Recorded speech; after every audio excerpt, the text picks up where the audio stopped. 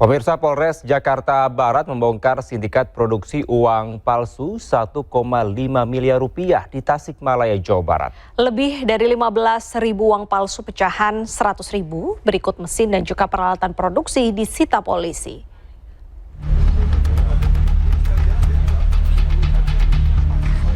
Uang palsu dan mesin peralatan cetak ini disita polisi Polsek Taman Sari dan Polres Jakarta Barat yang digunakan untuk memproduksi di sejumlah daerah.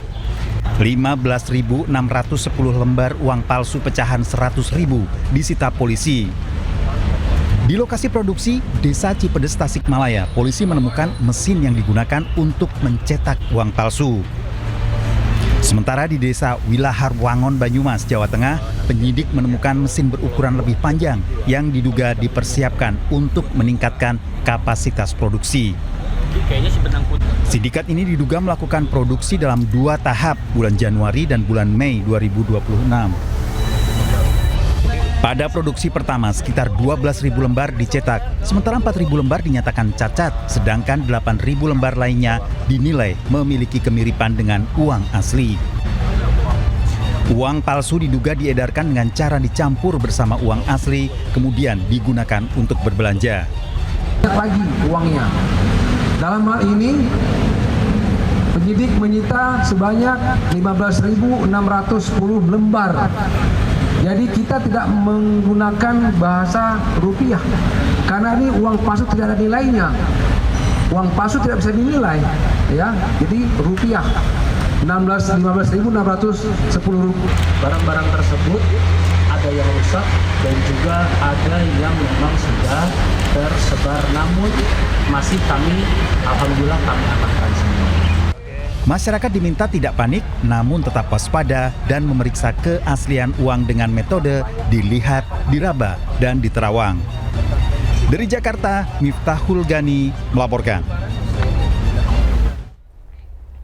Polisi menggerebek sarang narkoba di pemukiman padat di kawasan Mangkubumi, Medan.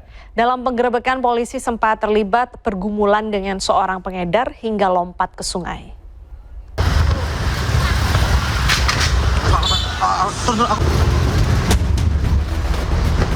Aksi kejar-kejaran mewarnai penggerebekan sarang narkoba di kawasan Mangkubumi, Kota Medan, Sumatera Utara.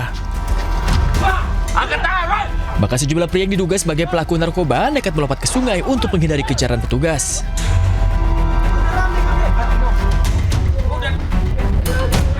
Meski demikian, polisi berhasil mengamankan 9 pelaku yang merupakan penjual narkoba. Polisi juga mengamankan 7 paket sabu siap edar, puluhan alat isap, serta sejumlah uang. Dalam menghindarkan narkoba, pelaku menyamarkan lokasi transaksi di sebuah hunian kos 2 lantai, serta bedeng terbengkalai di pinggir sungai. Berhasil mengamankan di 2 titik, yaitu sekitar estimasi 7 paket sabu-sabu yang akan diedarkan dan digunakan biasa di tempat ini, dan puluhan bong, ratusan plastik, di mana kami amankan 7 orang pemakai dan 2 orang kami nyatakan sebagai pengedar di 2 titik yang cukup meresahkan di Kota Medan ini. 9 pelaku ditangkap kini dibawa ke Polrestabes Medan guna proses penyidikan lebih lanjut. Polisi pun kini sedang mengejar pemasok narkoba untuk memutus rantai peredaran narkoba.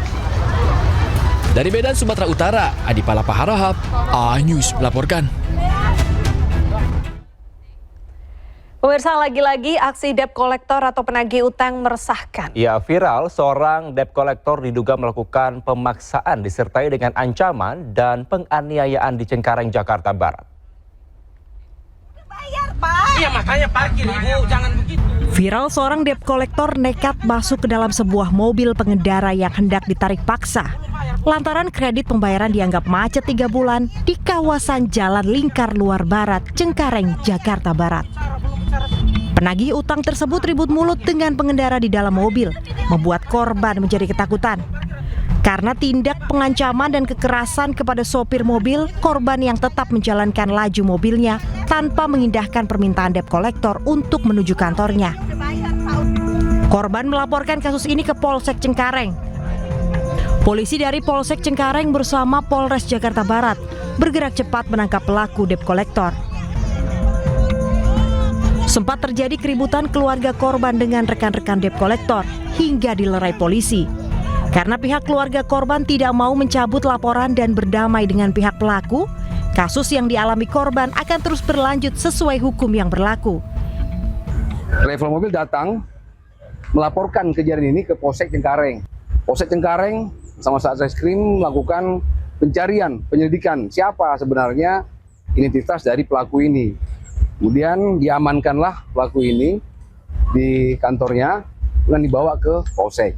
Masyarakat dihimbau jangan ragu melaporkan kepada polisi dari setiap tindakan para debt collector di jalan yang tidak sesuai dengan prosedur dan melanggar hukum. Dari Jakarta, Miftahul Gani, iNews melaporkan. Pemirsa, Polres Jakarta Barat membongkar sindikat produksi uang palsu 1,5 miliar rupiah di Tasikmalaya, Jawa Barat. Lebih dari 15.000 uang palsu pecahan 100.000 berikut mesin dan juga peralatan produksi disita polisi.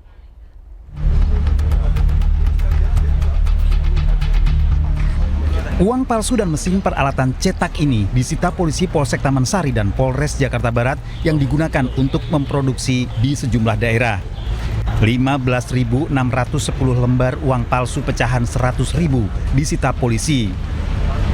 Di lokasi produksi Desa Cipedes, Tasikmalaya, polisi menemukan mesin yang digunakan untuk mencetak uang palsu.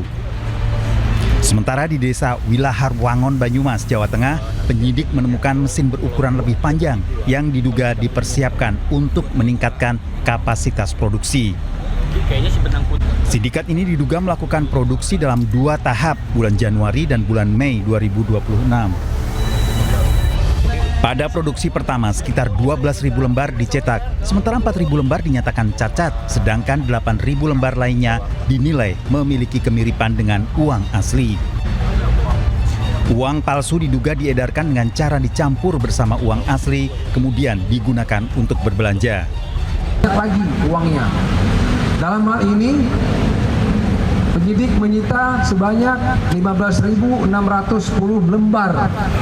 Jadi kita tidak menggunakan bahasa rupiah karena ini uang palsu tidak ada nilainya. Uang palsu tidak bisa dinilai, ya. Jadi rupiah 15.610 rupiah. Barang-barang tersebut ada yang rusak dan juga ada yang memang sudah tersebar, namun masih alhamdulillah kami amankan semua. Masyarakat diminta tidak panik, namun tetap waspada dan memeriksa keaslian uang dengan metode dilihat, diraba, dan diterawang. Dari Jakarta, Miftahul Gani melaporkan. Pemirsa, sesosok jasad pria ditemukan terbakar di lahan kosong tempat penyimpanan limbah kayu di Kabupaten Bekasi, Jawa Barat. Ya, polisi masih pastikan penyebab dari kematian korban.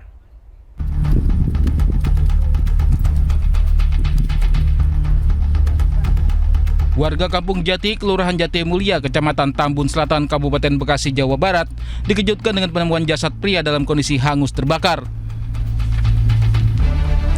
Jasad tersebut ditemukan setelah warga memadamkan api di sebuah lahan kosong pada Selasa kemarin.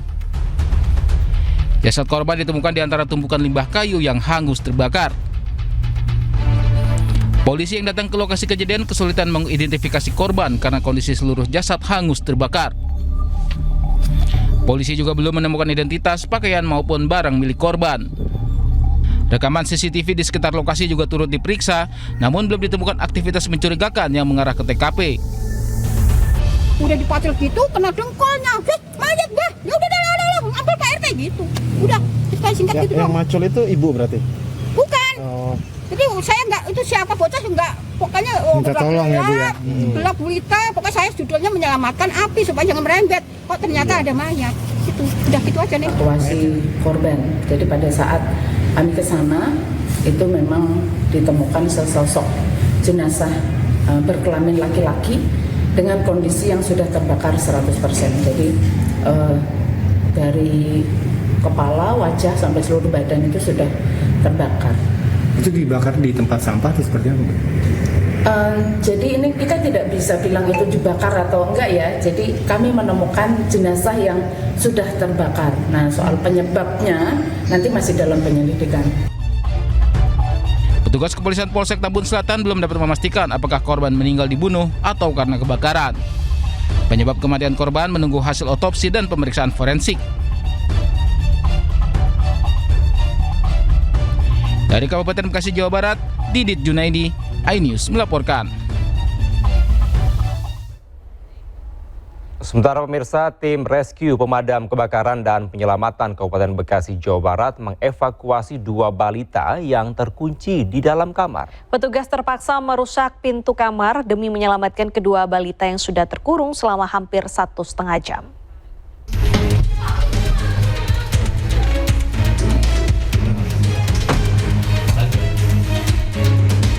Tim rescue pemadam kebakaran dan penyelamatan Kabupaten Bekasi mengevakuasi 2 balita yang terkunci di dalam kamar di Kabupaten Bekasi, Jawa Barat.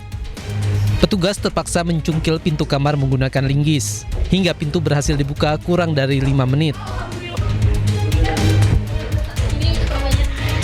Kedua balita terkurung di dalam kamar selama hampir 1,5 jam. Diketahui kedua balita tersebut masing-masing berusia 2 tahun dan 2 bulan. Awalnya kedua anak berada di dalam kamar, namun balita yang lebih besar tiba-tiba mengunci pintu dan pintu tidak dapat dibuka kembali.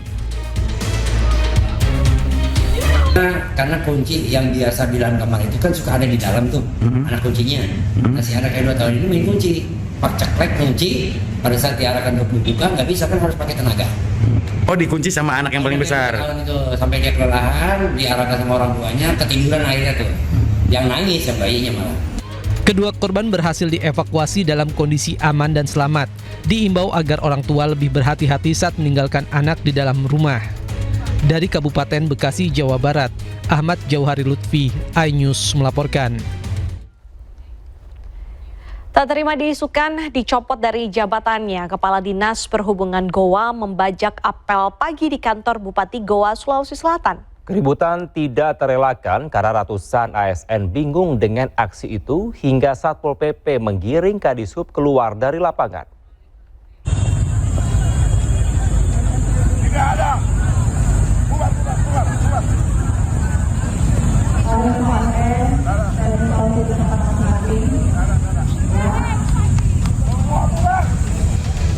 Kepala Dinas Perhubungan Agus Harahap tiba-tiba memasuki lapangan apel dan merebut mic dan meminta seluruh ASN membubarkan diri saat Bupati Goa, Husniah Talenrang, akan memimpin apel pagi di halaman kantor Bupati Kabupaten Goa.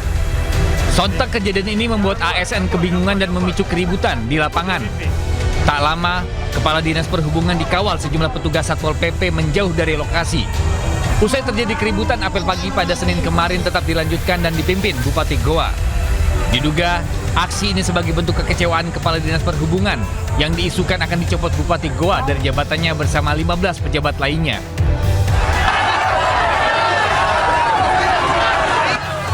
Sebelumnya, ribuan orang menerobos pagar kantor Bupati Goa dan melakukan aksi vandalisme sekaligus memaksa Bupati mundur dari jabatannya.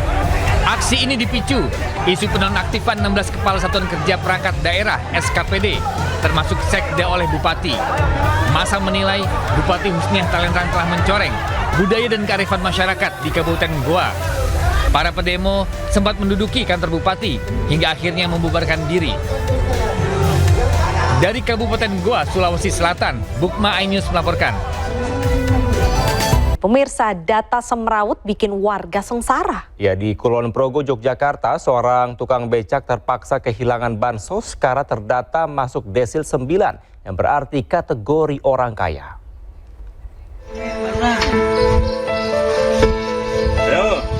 Menggantungkan hidup dari kayuhan becak, warga Timbul di Kapanewon Rendah, Kabupaten Kulon Progo, Yogyakarta justru dicatat berada di desil kesejahteraan 9 atau kategori mampu.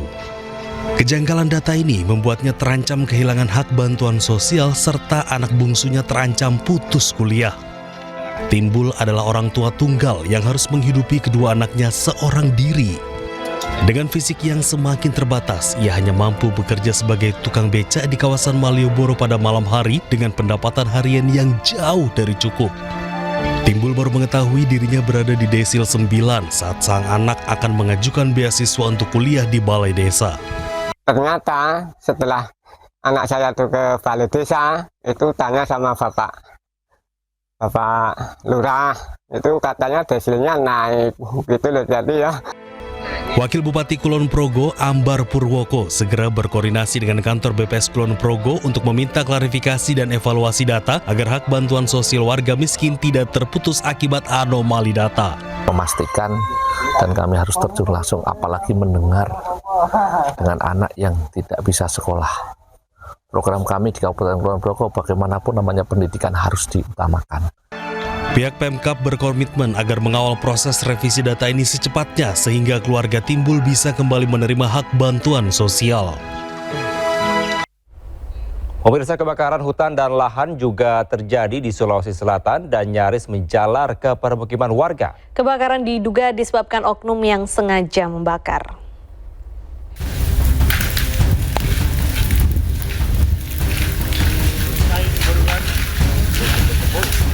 Kebakaran hutan dan lahan terjadi di Kota Parepare, Sulawesi Selatan pada Selasa malam. Kobaran api dengan cepat meluas hingga nyaris merembet ke permukiman warga. Lokasi kebakaran lahan dan permukiman warga yang berdekatan membuat warga panik dan langsung berjibaku memadamkan api dengan alat seadanya. Angin kencang serta area kebakaran yang luas membuat pergerakan api sulit dipadamkan. Warga menduga kebakaran ini terjadi karena adanya oknum yang sengaja membakar untuk membuka lahan. Beruntung api berhasil dipadamkan setelah petugas gabungan Damkar dan Brimob Batalion B pelopor tiba di lokasi kebakaran. Dari Parepare, Sulawesi Selatan, Erwin Eka Pratama, A-News melaporkan.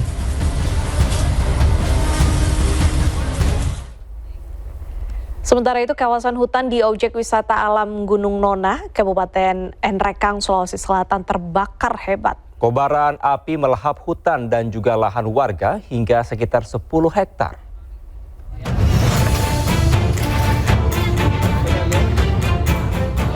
Kebakaran di objek wisata di Kabupaten Nrekang dengan cepat menjalar dan menghanguskan hingga sekitar 10 hektar kawasan hutan dan lahan warga. Petugas gabungan dari Kehutanan, Polisi, TNI, dan BPBD dibantu warga langsung berjibaku melakukan pemadaman api. Namun proses pemadaman sempat terkendala akibat sulitnya mendapat pasokan air di wilayah pegunungan, sehingga kobaran api baru bisa dipadamkan beberapa jam kemudian. Akibat dari kebakaran tersebut, ikon wisata andalan di Kabupaten Nrekang, Sulawesi Selatan mengalami kerusakan parah. Kawasan hutan itu yang terbakar itu sekitar 7 sampai 10 hektar.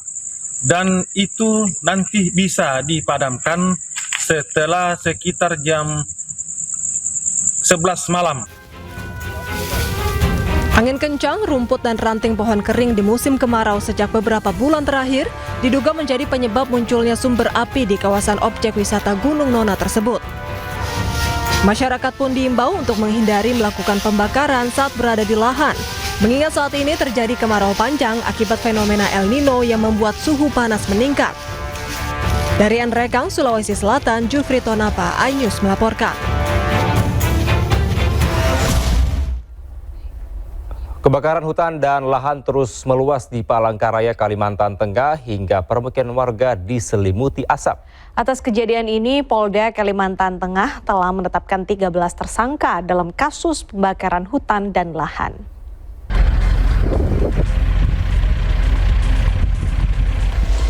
Kebakaran lahan di Palangkaraya, Kalimantan Tengah terus meluas.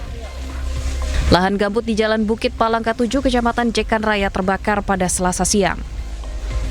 Kondisi ini menimbulkan kabut asap pekat yang mengancam kesehatan warga sekitar.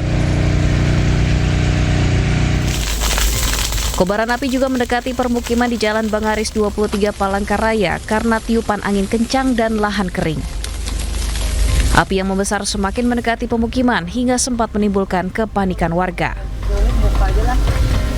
Jam 12 itu makin besar. Panik ibu tadi? Ya jelas panik, takutnya rumah sini. Terus nggak ada orang sama sekali. Panggil pemadam? Enggak ada, telepon RT. Terus bapaknya kerja tak suruh pulang. Buntut kebakaran hutan dan lahan di Kalimantan Tengah, petugas dari Polda Kalimantan Tengah menetapkan 13 tersangka. Kurang lebih ada 52 kasus yang dilakukan penyelidikan. Dan yang sudah naik menjadi laporan polisi ada 8, dan sampai dengan saat ini kita sudah menetapkan sebanyak kurang lebih 13 tersangka. Tidak hanya menangani kasus karhutla yang melibatkan perorangan, Polda Kalimantan Tengah juga menyelidiki dugaan keterlibatan 4 korporasi. Dari Palangkaraya, Kalimantan Tengah, Ade Sata, iNews melaporkan. Pemirsa, rentetan gempa bumi masih kerap mengguncang wilayah Nusa Tenggara Timur. BMKG mencatat ada 7.029 gempa susulan terjadi setelah gempa utama berkekuatan magnitudo 7,7 mengguncang Flores, Nusa Tenggara Timur.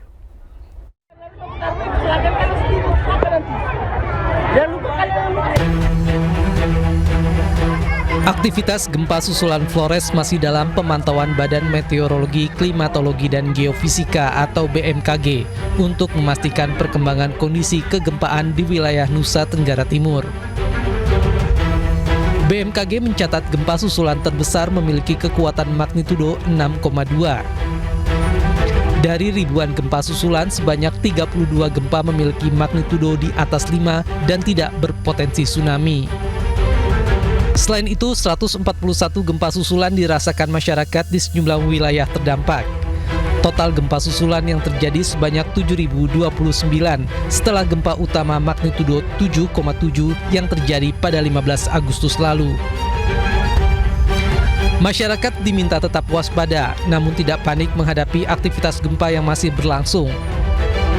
Warga juga diimbau menjauhi bangunan yang mengalami kerusakan akibat guncangan gempa. Tim Liputan iNews melaporkan. Pemirsa, Kapolri Jenderal Listio Sigit Prabowo direncanakan akan meninjau langsung penanganan gempa di NTT. Selengkapnya sudah bergabung bersama kami rekan Joni Nura yang berada di pengungsian Nagekeo. Selamat siang Joni, apakah Kapolri sudah tiba di sana dan apa saja agendanya? Baik, selamat siang Margareta. Dapat saya sampaikan bahwa saat ini saya sedang berada di lapangan berdikari Kabupaten Nagekeo.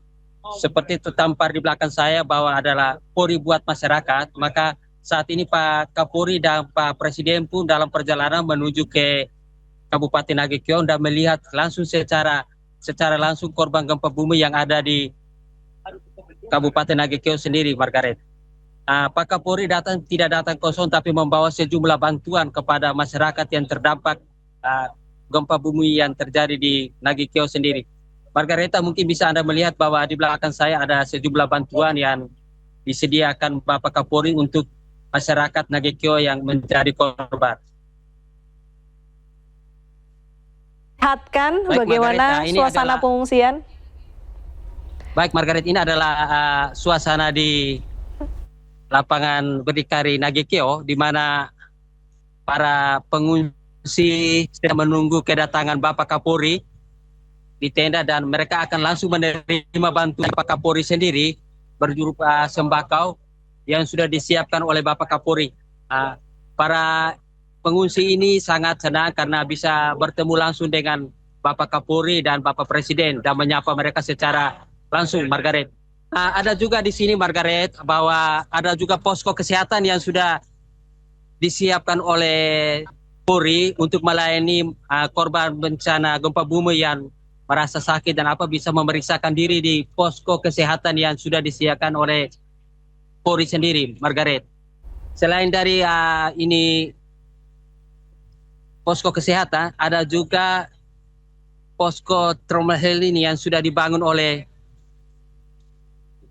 anggota Polri sendiri dan di mana mereka membimbing anak-anak yang merasa trauma dan mengajar mereka menggambar dan bernyanyi sehingga menghilangkan rasa trauma mereka yang terjadi pasca gempa bumi itu sendiri, Margaret.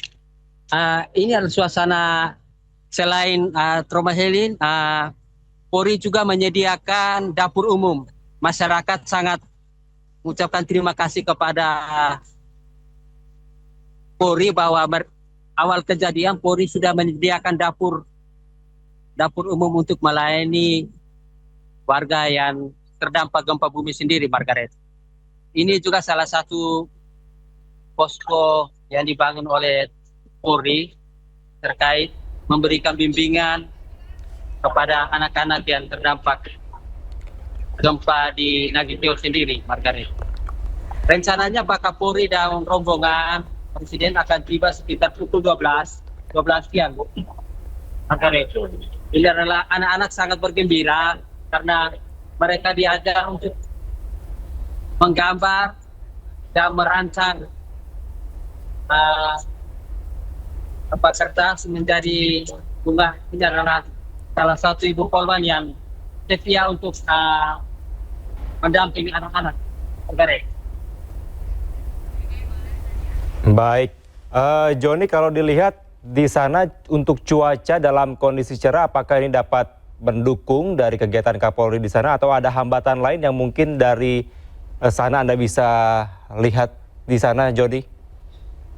Baik, cuaca di Kabupaten Nagekeo sendiri cukup cerah, namun agak sedikit panas. Tapi masyarakat tetap bahagia, gembira karena dapat melihat langsung Bapak Kapolri dan Bapak Presiden yang berkunjung ke Nagekeo sendiri. Kelvin. Baik, sebenarnya apa yang masih dibutuhkan oleh warga setempat terkait bantuannya? Baik, Margaret, dapat saya sampaikan bahwa masyarakat masih membutuhkan alas tidur, selimut, serta sembako. Namun hari ini Bapak Kapolri datang membawa sejumlah sembako untuk dibagikan kepada masyarakat yang terdampak korban gempa bumi di Kabupaten Nagekeo sendiri. Ini adalah bentuk bantuan yang diberikan oleh Bapak Kapolri kepada masyarakat Nagekeo dengan tema Polri untuk masyarakat. Ini adalah suasana para pengungsi yang sedang berada di pengungsian sambil menunggu kedatangan Polri. Baik, terima kasih Joni atas laporan Anda. Selamat bertugas kembali. Pemirsa, Pertamina mulai menurunkan harga Pertamax, yaitu Pertamax Turbo dan Pertamax Green. Ya, langkah ini merupakan penyesuaian harga minyak dunia yang sedang turun.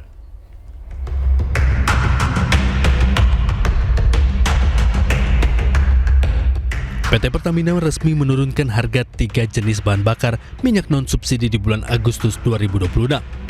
3 jenis BBM non-subsidi tersebut berjenis Pertamax, Pertamax Turbo, dan Pertamax Green.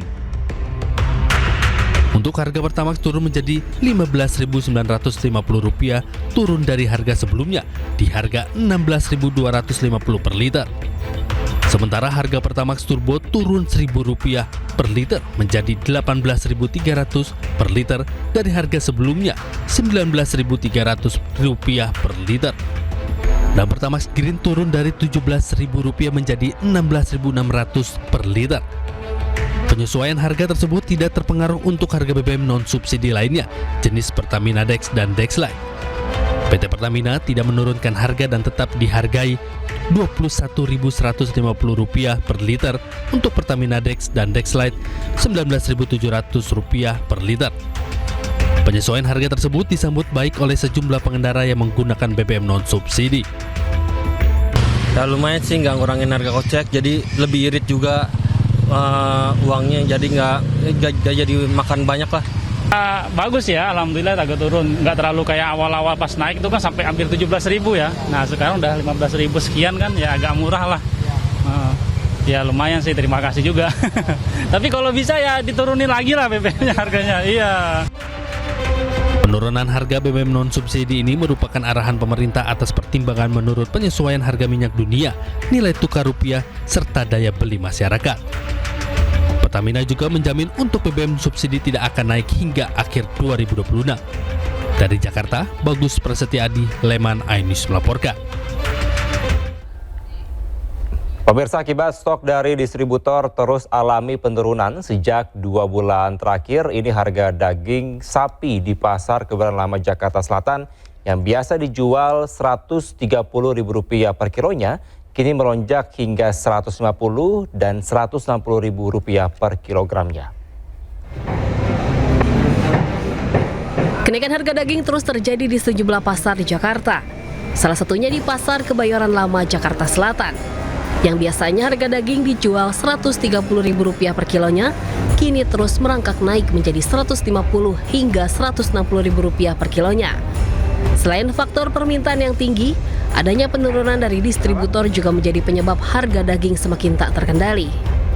Tentunya kenaikan harga yang cukup fluktuatif sejak 2 bulan terakhir ini, yakni yang biasanya di angka Rp130.000 per kilogramnya, kini sudah mencapai Rp150.000 per kilogramnya. Tentunya hal ini dikeluhkan oleh sebagian para pembeli begitu yang mereka biasanya membeli asupan protein berupa daging sapi di salah satu pasar yang ada di wilayah Jakarta Selatan, yakni Kebayoran Lama. Kenaikan harga daging sapi juga terjadi di Pasar Kosambi, Kota Bandung yang kini mencapai Rp160.000 per kilogram. Lonjakan harga sudah terjadi sejak perayaan Hari Raya Idul Fitri. Meski pada tahun-tahun sebelumnya harga daging biasanya berangsur turun pasca Lebaran. Para pedagang berharap pemerintah segera melakukan intervensi pasar agar daya beli masyarakat bisa kembali sehingga omset pedagang bisa kembali naik. Dari Jakarta dan Bandung, tim Liputan iNews melaporkan. Ya pemirsa dan juga Kevin, tahu nggak sih kalau Jakarta Utara ini berubah seperti di Jepang saat bunga tabebuya ini secara bersamaan bermekaran di kawasan Jakarta International Stadium Tanjung Priok, Jakarta Utara. Ya benar sekali Deta dan pemirsa, tak ayal pemandangan indah itu dimanfaatkan oleh warga untuk bersuah foto seperti di negeri Sakura. Barisan bunga tabebuya yang mekar bersamaan di Jalan Danau Sunter Barat, Sunter Agung, Tanjung Priok, Jakarta Utara ini seolah membawa suasana pemandangan seperti di Jepang saat bunga sakura bermekaran. Warna-warni bunga putih dan pink indah menyelimuti trotoar di sekitar Jakarta International Stadium atau JIS. Tertarik melihat suasana ala Jepang ini, sejumlah ibu-ibu dari Jakarta Timur pun menyempatkan untuk datang ke lokasi dan mengabadikannya dengan ponsel. Mereka bersuah foto dengan latar belakang bunga yang sedang bermekaran. Nah, kami pas lewat langsung lihat di sisi kiri tadi ada lewat rel kereta api, kok ada kayak di Jepang gitu. Mekar nih biasanya kan nggak tentu ya kan, cuman yang pasti dia itu. Ya pemirsa, fenomena bunga tabebuya bermekaran juga terjadi di Kemang Raya, Jakarta. Dan saudara rekan kami Anissa Rizkia. Ya Anissa, spill dong keindahan bunga tabebuya di sana.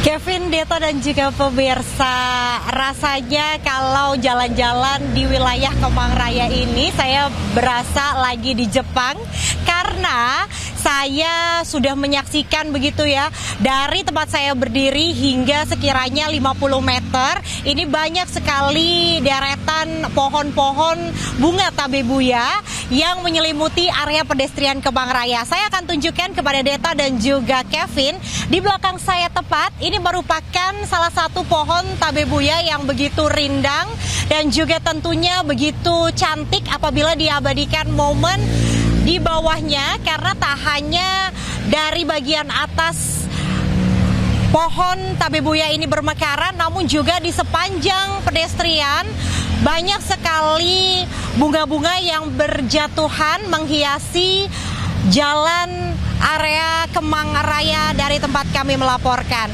Tentunya bunga tabebuya di Jalan Kemang Raya ini bermekaran membuat kawasan Kemang, Jakarta Selatan ini tampak indah daripada hari-hari biasanya. Dan informasi yang kami dapatkan dari warga sekitar, memang tabebuya ini biasanya bermekaran 2 kali dalam setahun, yakni biasa di bulan April hingga Mei, kemudian di bulan September hingga Oktober. Namun di akhir Agustus ini ternyata bunga-bunga tabebuya ini sudah bermekaran lebih awal begitu Deta dan juga Kevin. Dan tak hanya saya yang melihat keindahan dari bunga-bunga tabebuya yang bermekaran di area Kemang Raya ini, namun banyak juga masyarakat yang datang untuk mengabadikan dengan ponsel mereka, bersuah foto. Dan tak hanya itu, memang dari masyarakat ini menjadi sebuah ikon atau keindahan daya tarik untuk bisa menikmati suasana baru di wilayah Kemang Raya. Saya akan kembalikan kepada Deta dan juga Kevin. Saya mau lanjut berselfie di area ini. Demikian. Terima kasih Anissa. Tuh Kevin bisa akhir pekan ajak istri daripada ke Jepang mahal gitu kan. Sana ya. Oke. Ya pemirsa, kita ke informasi berikutnya. Menempuh pendidikan di luar negeri membuka kesempatan bagi mahasiswa Indonesia untuk mendapatkan pengalaman dan juga perspektif baru. Namun di balik kesempatan itu terdapat harapan agar apa yang mereka pelajari dapat memberikan manfaat bagi Indonesia. Lalu kontribusi apa saja yang diberikan mereka untuk negara? Berikut liputannya.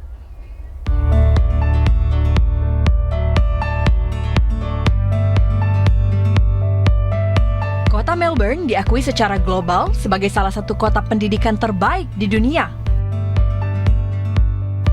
Tak pelak, kampus di Melbourne banyak diminati oleh pelajar Indonesia.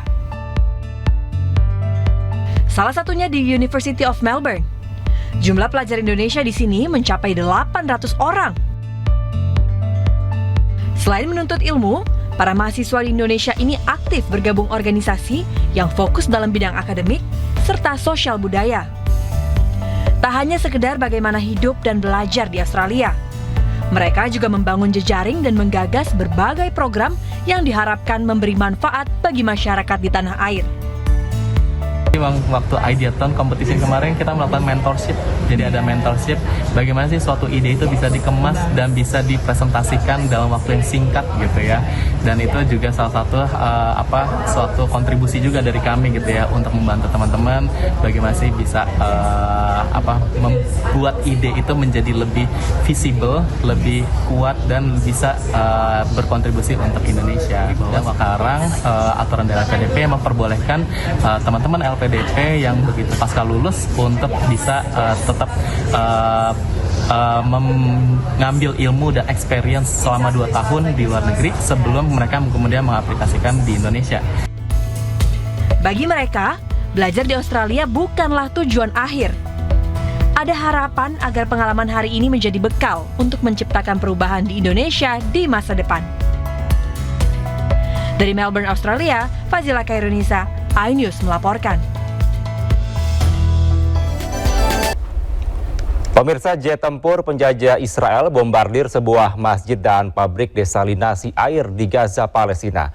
Pabrik air tersebut baru dibuka kurang dari 1 bulan yang lalu dan memasok air minum kepada penduduk Gaza. Dan pemirsa, informasi ini sekaligus menutup jumpa kita di iNews Today. Temukan informasi terbaru lainnya di www.inews.id dan cuplikan tayangan berita iNews dapat Anda saksikan di kanal YouTube @official_iNews. Setelah ini Anda bisa langsung menyaksikan iNews Siang bersama rekan kami Wiki Adrian dan juga Aya Novus. Dan pemirsa, terima kasih Anda telah menyaksikan program iNews Today hari ini. Tetap jaga kesehatan dengan rutin minum air mineral dengan kandungan mineral alami agar tubuh terasa lebih segar dan lebih sehat. Saya Kevin Pakan. Dan saya Bernadetta Ginting, pamit undur diri. Sampai jumpa esok.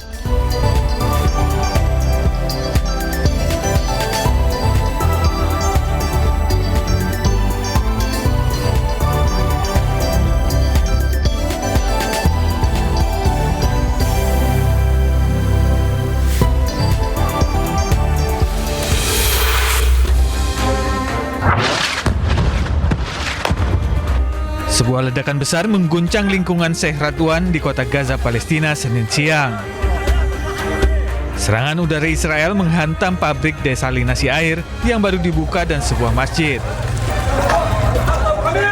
Tim pertahanan sipil berjuang memadamkan api di dalam kawah yang besar yang terbentuk akibat ledakan. Akibat serangan brutal teroris Israel, fasilitas yang dibangun melalui sumbangan ini hancur lebur. دمار شيء هائل، شيء ما بتوقعوش العقل. هذا صاروخ تقريبا طن زي ما بيقولوا يعني. ادى الطابقين نزلهم في الارض تحت طابق. الفحر حوالي 10 متر في الارض. حطت مياه للتحليه، محطه مدنيه بحته يعني. لا يوجد فيها اي شيء عسكري او شرطي او مدني او يمد صله لحماس. Teroris Israel melancarkan genosida di jalur Gaza yang menyebabkan 73.422 warga Palestina syahid dan 174.401 orang terluka.